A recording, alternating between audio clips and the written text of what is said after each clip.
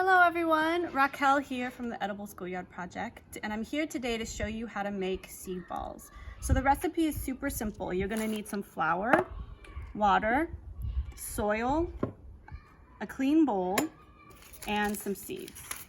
So you're going to start with 1 part flour. I like to just use a small measuring container like a jar to start. So you put 1 part flour, and to that 1 part flour you're going to mix 5 parts soil. You're gonna mix it in. Once that's nice and incorporated, you're gonna add your seeds. These are just wildflower seeds that I have. Great.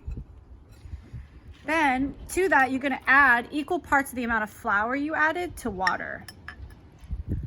You wanna start by adding the water really slowly, because you want to make sure that the consistency is actually pretty firm. You want to be able to hold the soil in your hand and have it form a ball.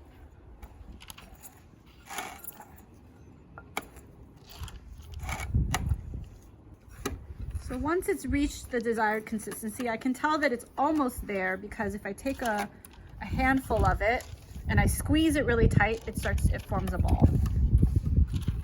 So then what you want to do is take about a golf-size ball amount into your hand. You're going to squeeze the soil flour mixture until it forms a nice round ball.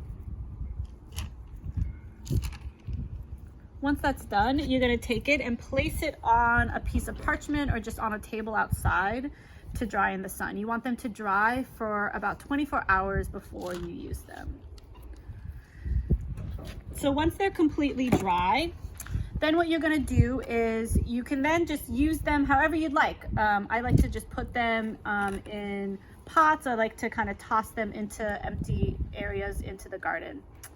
I hope this has inspired you to make your own recipe of seed balls, and enjoy.